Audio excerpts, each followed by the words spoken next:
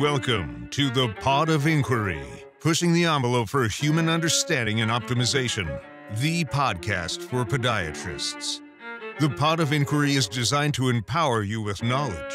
What happens from there is up to you. Your host, Dr. Stephen Barrett, has designed this show to take you down some very deep rabbit holes, hopefully bringing you back out again, relatively unscathed, but cerebrally whipped, enabling a better understanding of all things worthy of inquiry. If you have more questions after the show, then that is good. The new discovery today many times was the new discovery 50 years ago, only to be suppressed or plainly ignored. Medicine and surgery can sometimes take a long while to get their paradigm shifted. We hope to have a lot of fun on this show and maybe destroy some ridiculous dogma along the journey. Thanks for joining the show today. Let's start spelunking.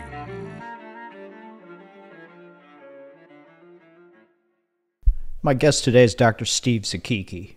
Steve and I have been friends probably close to 30 years now, and I wanted to have him on the show because he's done something which a lot of us dream of doing, and that's absolutely changing our professions, going from one career to another, which may sound very fluid and easy on the front end, but in reality, it's quite something to do that. We have a chat about his journey into wines and ultimately purchasing a vineyard and producing really what I consider world-class wines, and can't recommend them highly enough. So if you've thought about doing something different in your practice or changing your career, please enjoy this conversation that I have with Dr. Steve Zichichi. All right. Dr. Steve Zichichi, welcome to the Pod of Inquiry. I'm excited about having this chat with you today, and I've loved your wines since they became your wines, actually around 2000, I think it was. Well, thank you so much, Steve, for having me, and we appreciate you supporting us and all you've done for the podiatry field, and our friendship that we've developed over the years. I certainly appreciate that. It's always great for me to hang around with you because I learned so much about the things that I like, and we're going to talk about wine today. I think we'll touch on that subject a little bit. And so anyhow, you've got a great story. You went from a full-time, very busy practice down in Metairie, Louisiana, and now you have been a full-time winemaker for what, going on 20 years or so? Well, we opened the winery in 2006. Okay. So we've been making wine since that time. Okay. But you started a little bit earlier, didn't you? Oh, we did. I bought the vineyard in 2000, and then we actually started making some wine in 2004, but it wasn't made. Our winery facility hadn't been completed yet. So the facility was completed in 2006, and we opened to the public, and the first harvest was done that fall of 2006. I think for the audience, they need to understand that these aren't real new wines or new vines that you're talking about. When you bought it, I think you told me that some of those vines were like 100 years old. Yeah, I'm really blessed, Steve. I mean, the purchase of the property is certainly a story, but the oldest vines were planted in 1928. Wow. And the youngest vines on the property were planted in 1965, so they're not juveniles either. I was very lucky to purchase the property. It was not for sale, and I had worked with a real estate agent for about a year and a half, and he knew there was an elderly woman whose husband had passed away, and he knew she would entertain thoughts of selling, and so he kind of made it happen. And the whole process, took about a year and a half. Now, before you got to that process where you were starting to look for a vineyard for your own, tell us a little bit about how you got immersed into the world of wine. So I started visiting California wine country in the late 80s, and I started in Napa like most other people do. And then I gravitated towards Sonoma County and developed some friendships with a winery there. And one day I was visiting, and um, one of the owners said, "Let's go tour up in northern Sonoma County." And so we spent the day. We drove up to Dry Creek Valley. This was in 1995, and I was just smitten by the beauty of it. Dry Creek Valley reminds me so much of Italy, of Tuscany, and I was totally smitten by the valley. And then in 1998, I came and spent a week here in Dry Creek Valley with some wine drinking buddies, and my wife and his wife, and that was kind of it. I made up my mind on that trip that I would try to buy a property, and um, the rest is history. Right, right. So I think the audience would really love to hear how it kind of happened when it finally got, because I recall you telling this story to me, and that you were actually in clinic when everything kind of broke loose. Yeah, my agent would send me um, properties, and they were just never right. And he was an elderly guy in his 80s himself, and he had lived in Dry Creek Valley his whole life, so he knew everyone. And one day he called me, and I was in the middle of seeing, all my clinic patients, and my staff came and said, "Oh, your agent's on the phone." And so I went and picked up the phone, and he said, "Steve, there's a really nice property that's going to come on the market tomorrow." And, being from New Orleans, I said, "Okay, I'll try to make it out there in a few weeks to see it." And he Mhm. goes, "No, no, no, no, Steve, you don't understand. The property's going to be gone tomorrow." And I said, "Okay." So we put in an offer. There were five offers the next day, and somehow my agent made it happen for our offer. And so I had to buy it sight unseen. It's 21 acres. And I also had to buy it without telling my wife. Oh, And okay. so I came home from the office that day, and my wife said, "Oh, how was your day?" And I said, "Oh, it was pretty good." And she said, "Anything exciting happen?" And I went, "I bought a vineyard." She said, "You bought what?" I said, "Vineyard." She said, "You bought what?"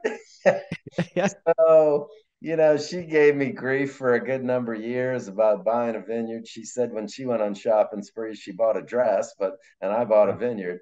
Right. Uh, but then in 2005, living in New Orleans, we had four little kids, 6 and under, and Hurricane Katrina hit, and just destroyed so much of the city and our lifestyle. And she was ready the next day. She denies this story, but it's very true. She sat up in bed the next day after we had evacuated to Baton Rouge. She sat up in bed, and the first words out of her mouth were, "What would we do without that vineyard?" And I Oh, was like, "Uh-huh, I'm not so dumb after all, am I?" so So that little impulse buy had to maturate about 5 years before she came around. that's correct. That's correct. And she was ready to move the next day. She was like, "Let's just leave everything and go." And of course, I said, I can't do that. I need at least a year.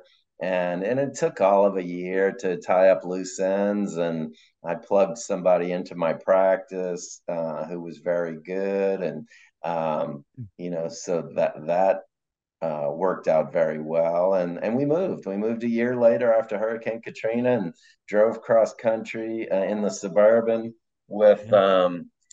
with um, uh, two of my four kids, and then my wife flew out with the two babies a week later.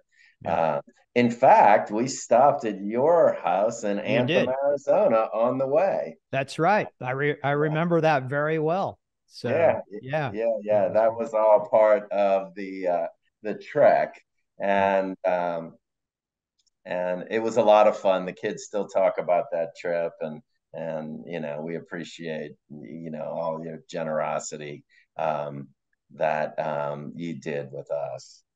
Hey, so let me ask you, I mean, that's a major life change to go from super active practice. And I know how busy you were because we worked together, in training workshops and whatnot. You had an unbelievable practice there in Metairie, right? And uh, so you bought the winery in 2000. Now, how did your brain change over that period of time? It wasn't just the storm that hit you. That had to be kind of like a catalyst, right? I mean, you'd thought about this for quite a while during that period of time, right? That's correct. My brain started spinning and working as soon as I completed the sale of the practice. I was like, God, I would love to do this at some point. And what people may not understand is the whole wine country. It's a lifestyle, and it's just intertwined. We live on the property. It's the most beautiful area, and it's such a friendly group of people. Everyone helps everyone. Right. It's not competitive at all, and I also knew that it was a much better place to raise my kids, and just to spend the second half of my life. Right. Um, in Northern California wine country. Now, when you went from like super immersed as a wine lover to a vineyard owner, then did you go into some formal training like at UC Davis or anything to really learn these winemaking skills, or did you just do it on the street or in the vine, so to speak? Well, I've always learned to let the experts do what they do best. Right. So I have had the same winemaker since 2007, and um, he actually approached me before we even started. And I knew him from the early 90s. I had met him at a winery in Sonoma, and we kept in touch, and he was very well respected. And then he approached me when he heard I was doing this project. So I was interviewing winemakers, and all of a sudden, out of the blue, I got a phone call from him, and it's worked very well. It's been a great situation. It's allowed us to have consistency of wine. I run the operation. He knows exactly what I like, and I've certainly learned through the years. Winemaking as far as well as techniques in the vineyard, and we have a great vineyard manager who takes care of the vineyards, and it's a small team, but it runs very well. There's so much that goes into, just putting a bottle on the table for somebody to enjoy. The French talk about terroir, and I think you probably have an understanding of terroir now more than you ever did before, because like you said, you're living on this property every day. It's more than just farming some grapes. That's very true. And what a lot of people don't understand is all the different soil types and the microclimates that occur here on the in the Pacific coast, and everything goes into play. The age of the vines, the rootstock. Our vines are the old French rootstock, which was brought over by the Italians in the early 19th century, and we're very blessed because they're resistant to disease, and the vines can certainly live to be 130 or 140 years old. But we have this great cooling influence from the Pacific Ocean and the Russian River, where fog rolls in the morning, and it really cools off at night. We may have a 40 or 50 degree temperature swing.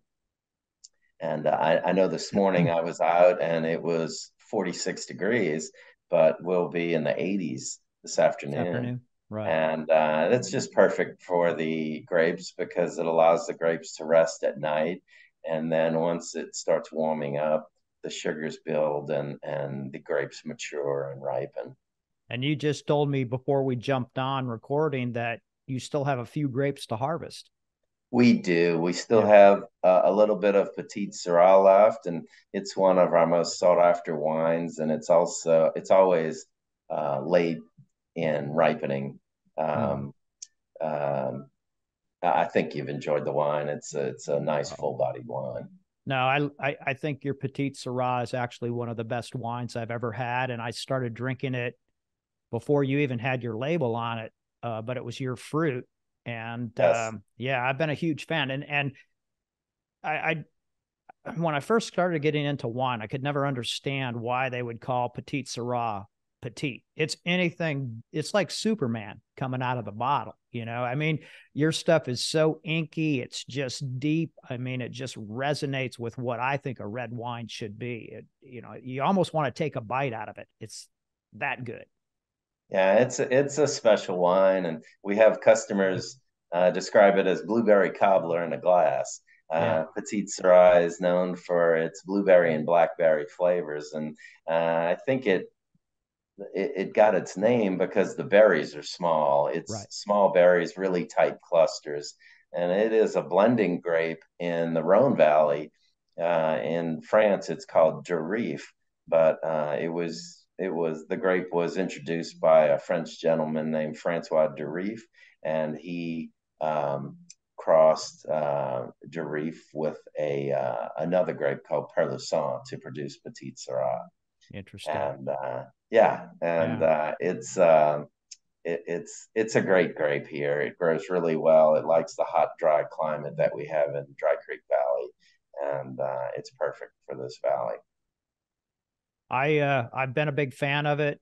I can't tell you the audience how much I enjoy that. In fact, sometimes I'll just randomly text you and say, "Hey, I'm drinking some of this. It's really, really good." And so it's one to be proud of, no doubt. And that I'm not trying to take anything away from the Zinfandel that you make, because that's pretty spectacular too. But there's just something magical about the Petite Syrah. And I wanted to ask you about some of the smoke and the fire issues and everything, because I've been drinking the 21 that I just got from you. What about the fires? How did that, because people always ask me, what about smoke taint? What about fires? And so can you give us a little bit of insight into that? Before we continue with this great discussion, I just want to take a quick break to acknowledge this week's sponsor. This episode is sponsored by Zuckerman Future Technologies. Their Remy laser is a Class 4 laser for professionals. It's different from anything available on the market in that it is a lightweight, 4 pounds, and compact but powerful device. Its large touchscreen makes it easy to use, and the multiple wavelengths, 650, 810, and 980 nanometers, power variables up to 30 watts, and a safety rating make it optimal for many conditions, including the effective and pain-free treatment of soft tissue issues such as plantar fasciitis and Achilles tendinopathy, peripheral neuropathy, neuromas, arthritis, onychomycosis, warts, and more. It is the only laser with FDA 510K approval and insurance coverage. Zuckerman Future Technologies was built to focus on quality products and excellent customer support. When you join the Remy family, you will receive one-on-one training and ongoing support. Zuckerman Future Technologies deals with all aspects of the Remy in-house, and this keeps out the middleman, which allows them to offer this revolutionary device at a 40% reduced price compared to anything that can provide the same or similar results. In addition to this, Zuckerman Future Technologies provide a comprehensive, well-rounded marketing platform that includes customizable brochures and posters, in-office educational videos for your patients, as well as web page and hard copy ad templates. There are currently over 700 Remy users in the United States and Europe, and those numbers are rising every day. Learn more about this fantastic product and join the growing number of professionals who are benefiting from having the Remy in their practice.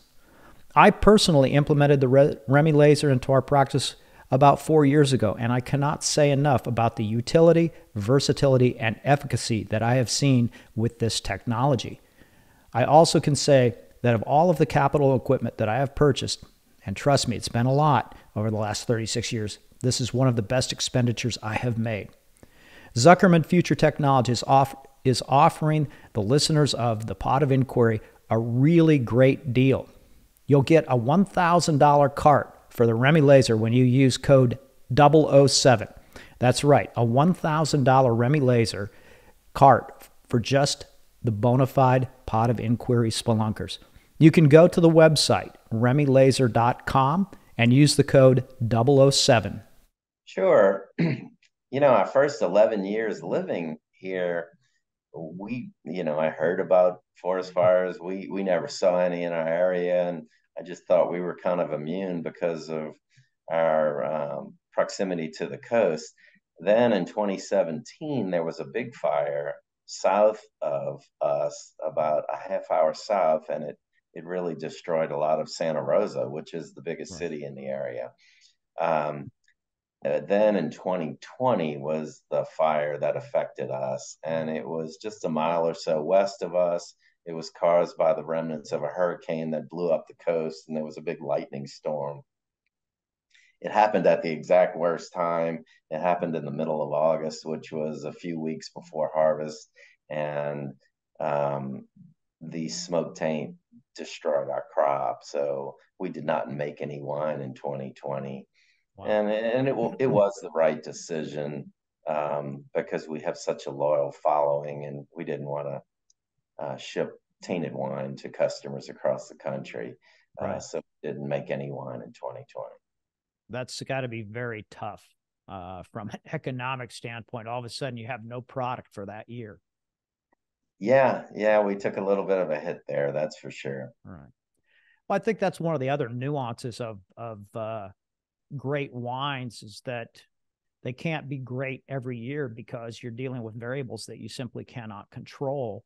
And no matter how great your winemaker is, they still have to have something to start with. That's very true. And, I always say we're farmers, and we're at Mother Nature's beck and call there. And there are little challenges at different times. We've had a little bit of rain this month that we would prefer not to have, but most of the fruit is in, and the quality of what's out there is really good. We're just so blessed to have this wonderful little vineyard. And it doesn't matter how good your winemaker is. If you don't start with good fruit, you're not going to make good wine. No, I laugh every time I tool around North Georgia when they talk about how great their wines are here. And I won't name any names because I don't want to piss off anybody, but there's a pretty famous winery not too far from where we live here in North Georgia. And I went over there and I was tasting one day, and I finally, I had a pretty good rapport with the guy behind the counter. And I said, you got to have something that's really, really great. Can you maybe find something that we could try? And he went back and came back and he said, here, try this. And I said, oh, this is really good. He goes, yeah, all the grapes are from Napa. There you go. So, it's kind of the same thing out in Arizona. You got all these wineries up by Prescott and whatnot, but it's pretty hard to grow grapes on the dark side of the moon. It's very true. Very true. And, the weather prevents a lot of areas from being able to grow good grapes. Now, when you got into this, what was one of the biggest hurdles that you had that you didn't imagine before you got into it? Was it had to probably be a farming aspect, I would think. Again, we were very fortunate to have this property, and this was the first property, the only property we owned at the time. One of the biggest problems is we would sell out of wine so quickly. Mm-hmm. When I bought the property in 2000, we sold the grapes to St. Francis Winery in Sonoma, right. And they did a vineyard designate on the bottle, and it would say St. Francis Winery Zichichi Vineyard. Well, they developed a huge following for the wine, And then when we started making our own and stopped selling it to St. Francis, we inherited this very large client base. Right. And you know, St. Francis Winery is making 1 million cases of wine, whereas we make between 4 and 5,000 cases of wine. So I knew after tasting their wine, I knew the grapes were good, I knew the wine was good, and I knew we could do an even better job. Mm-hmm. And I feel we have. We have had to expand, and in 2015, I bought another vineyard down the street, and an elderly gentleman came in my office one day and told me he was tired of farming it and that he was going to put it on the market and thought maybe I'd be interested. And it was Zinfandel and Petite Syrah, which is right in our wheelhouse, exactly what we wanted. Right. And so we made the deal happen. And it's been great. It's been a really nice blessing in that we've been able to increase inventory, and we have a little wine in the tasting room instead of selling everything out as futures as we do off of our home ranch. But we do have some wine in the tasting room for people when they come in, and it's been a lot of fun having that product. Now, are you blending that with what is from your original property, or are you keeping that as a separate block? How are you doing that? It's all separate. We call Okay. it North Block, Okay. simply because it's a half-mile north of here. And but it is separate. The vines were planted in the early '90s, and it's totally different soil type, just a half-mile away. It's very sandy instead of our rocky, gravelly soil type. And but the wines are very nice. They're more medium bodied. They're not as full bodied, Right. and they're approachable, younger. Right. And they've certainly got a fan base. It's been a big hit. That's great. That's great that you were so successful that you were allowed to be able to expand, because I guess that's a great problem to have. It's not enough wine for your demand. Yeah, it's a another somewhat funny story is when I bought that property in 2015, and when we closed on it, I we were my family was sitting around having dinner, and my Yeah. kids were younger. They were in their teens or younger, and I told them we were sitting there having dinner, and I started thinking, well, now with this property, you know, this could support more than just our family. It would allow us to expand our business, and if my kids wanted to come into the business, it could support them. So Right. we're sitting there having dinner, and I said, guys, I said, you may not appreciate this right now, but today was a very big day in your future. Right. And the boys looked up at me and they went, "Yeah, yeah, Dad, pass the potatoes." Yeah. And And so, did your wife know you bought that one? yeah, yeah, I told her about Okay. that. I Okay. did tell her about that one, Yeah. and we got a.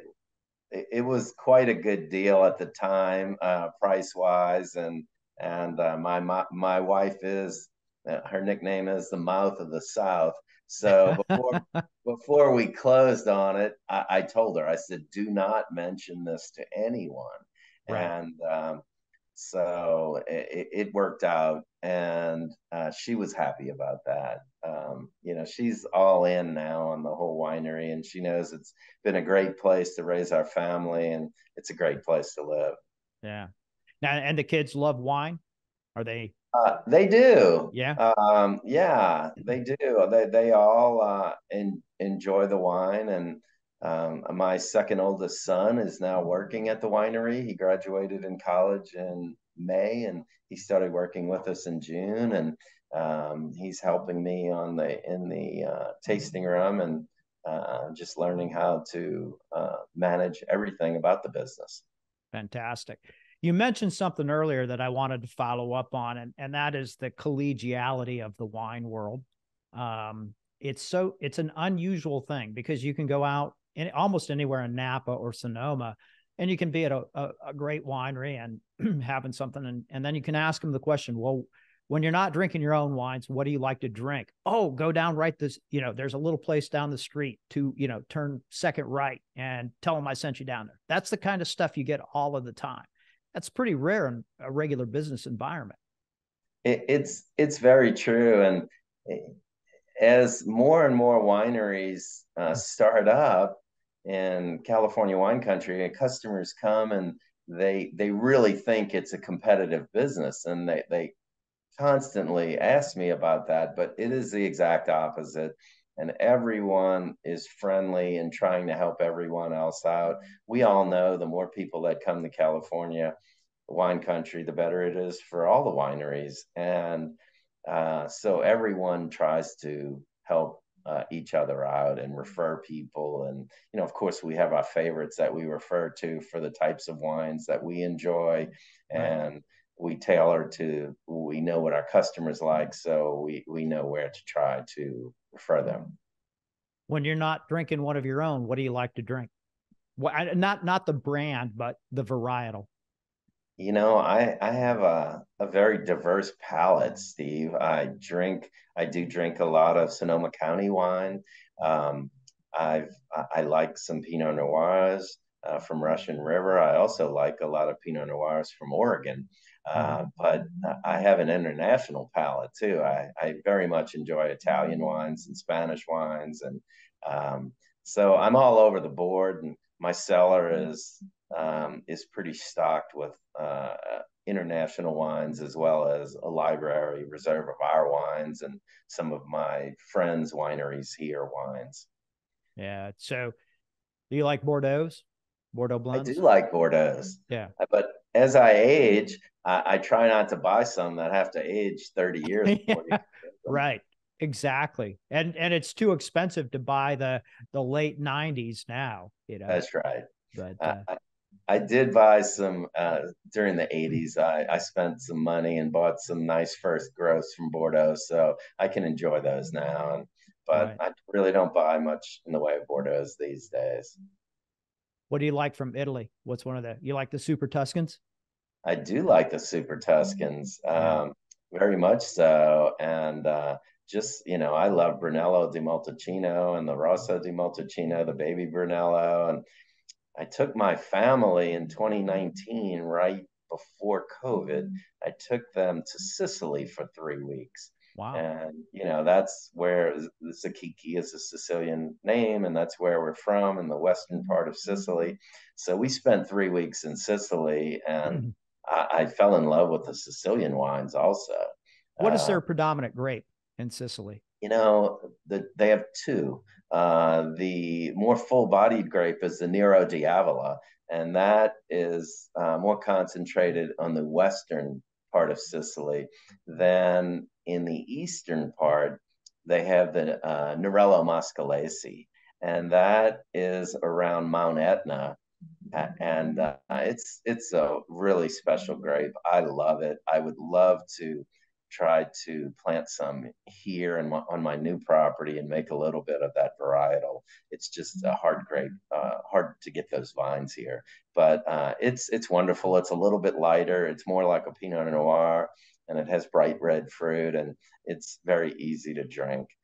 A little lower alcohol content, but there's some really good ones. Sounds great. Um, what would you tell somebody who's thinking about doing what you did? Tell your wife that you bought the winery before you other than Yeah, that's probably a good idea. It's such a wonderful lifestyle. I have a lot of customers that come in the tasting room daily, and they always tell me you're living our dream. right, And I said, do it. We have to try to live out our dreams, right? You have right. to go for it. And I practiced for a long time, and this was something I really wanted to do. It was my dream, and I pinch myself on a daily basis as I look out my window and walk out in the morning, and I'm living in the middle of a vineyard in the mountains, and I look up at our winery, and I know the new crop is going to be really special wine, and um, and then each day I get to come up to the tasting room, and everybody that comes in is happy. Right. Everybody's got a big smile on their face and is laughing and loves being out here, and they're on vacation, and it's not really work. It's just socializing with people, and our whole our whole business model is built around relationships, and we've developed such good relationships over the years with our customers, and we're friends and we keep in touch, and they come in town and we go to lunch or we go to dinner, and it's been a whole lot of fun. It truly isn't work, and I tell people that all the time. Well, it's work, but when you love it, it's less work, I That's think. right. Yeah. That's I right. mean, you still are working your ass off. Oh, Don't, well, that's yeah. yeah. I mean, you're out there. I mean, it's a big job. I mean, the more I learn about it, the more I think, wow, this is, I don't think I have the wherewithal to do it the level that you do it. Um, tell everybody how they can get some of your wines, and I'll put it in the show notes so they can click on your website and whatnot. Sure. We have, bottled wines, it's quite often it's limited. We do have a little bit available right now, and it's on our website, which is ZichichiFamilyVineyard.com.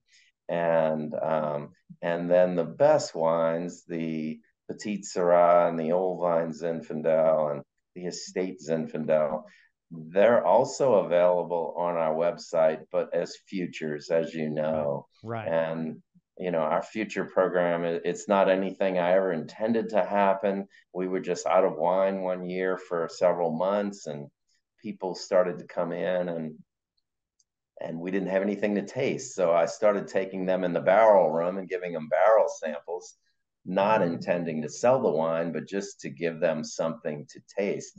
And people really enjoyed the barrel samples and wanted to buy the wine. So we've developed a future program where you save 20% and you get your wine each March. Yeah. And that's become huge. And all the wines on our home ranch here now sell out as futures, as you know. Right. And it's been a lot of fun. And that whole future program has allowed us to develop these relationships with our longtime customers. So I've got to ask, do you ever miss the clinical day to day? Not a day. That's what I wanted to hear. I uh, tell, yeah.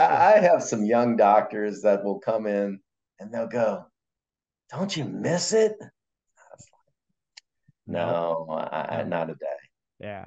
I remember one day you were tweaking me. You called me up like, "Hey, what are you doing?" I said, I'm in the belly of the beast here, man. I'm in the clinic." And you said, "Oh, I'm just up here at the tasting room trying to figure out which glasses that I want to select." It's like, that's rubbing salt in the wound. But Yeah, I have a few buddies in New Orleans who are still in medicine, and they were longtime buddies from high school and from my LSU days, and they come out to visit fairly regularly, and they enjoy my wines. But sometimes my phone will ring, and I'll pick it up, and all I hear is "You suck." right. Exactly. Exactly. Well, Yeah. Steve, thanks for taking the time to come on the show, and I think your experience is just fantastic. I know it'll resonate with a lot of our audience. For some reason, a lot of surgeons love red wine. I don't know if you've seen that corollary or not, but Very much so. yeah, I don't know. And especially peripheral nerve surgeons. It's hard for me to think of anybody in the society that doesn't, kind of really love the red wines and everything. So it's a very cool thing that you've done, and I'm very proud just to know you, because I know what goes in on both sides of the fence, that you went from the clinic side to the wine side, and they're neither are easy pastures to run around in my opinion. But you seem to Well, do it well. yeah, you're right. You're absolutely right. And as I've said, this side sure is an enjoyable side. Yeah, yeah. So, well, super. I can't wait to get back with some more of your wines, and encourage anybody that's listening, you need to check out Zichichi Family Vineyards because it's great stuff. And it's one of my go-tos when, I want something really fantastic. I pull that Petite Syrah. Thank you so much, Steve. It's always good to talk with you, and this was a lot of fun. I look forward to getting up there and checking out some more of your stuff. Very good. Thank you. Several years ago, I chose Alpinion as my ultrasound brand of choice after years of experience and research into ultrasound imaging. In fact, I have 2 of their machines. Alpinion has incredible precision and penetration built into their technology that, in my opinion, is simply the best value in all of the ultrasound imaging space. They have several price points to meet your needs, and I can tell you definitively that you'll end up having to pay double to achieve the equivalent imaging quality from other top brands. That doesn't even account for the unlimited software updates and remote tech support included with no monthly fees. Right now, to show their appreciation for the listeners of the Pod of Inquiry, they're offering an incredible discount. Their portable i7 retails for $21,000, but you can get it discounted at most medical meetings for $19,000. But my listeners will get it discounted to $15,900. This has never been offered anywhere for the new portable system with the engine of a console system. Use code SBPOI to take advantage of this incredible offer. You won't be disappointed with Alpinion. I sure haven't been. We hope you all enjoyed today's show and got some truly empowering knowledge out of it. You can always follow up on anything we talked about in the show notes, found at our website, podofinquiry.com. If this incredible and educational conversation has tickled just a little bit of your cortex, please leave us a review and spread the message to your friends and colleagues. Let's keep spelunking. This podcast is designed for informational purposes only and does not constitute any medical or surgical consulting advice or imply a development of any physician-patient relationship. The opinions of guests who are featured on the show are not necessarily the opinions of Dr. Barrett or the production team. This podcast is owned solely by Barrett Medical and Surgical Media, LLC. While the show is highly oriented for physicians and healthcare providers, anyone interested in the improvement of human performance and understanding will find this a welcome goblet to sip from, or guzzle. However, no representation or warranties are made in any way whatsoever on this podcast for any products, techniques, or other things discussed. Invited guests are not vetted by the Pod of Inquiry for their qualifications and may have a direct or indirect financial interest in what they present and discuss on the show. The Pod of Inquiry disclaims any responsibility from anything taken from the show and used personally or professionally. It is a responsibility of the listener to perform their own due diligence prior to the implementation of any ideas, products, techniques, or anything talked about on the show.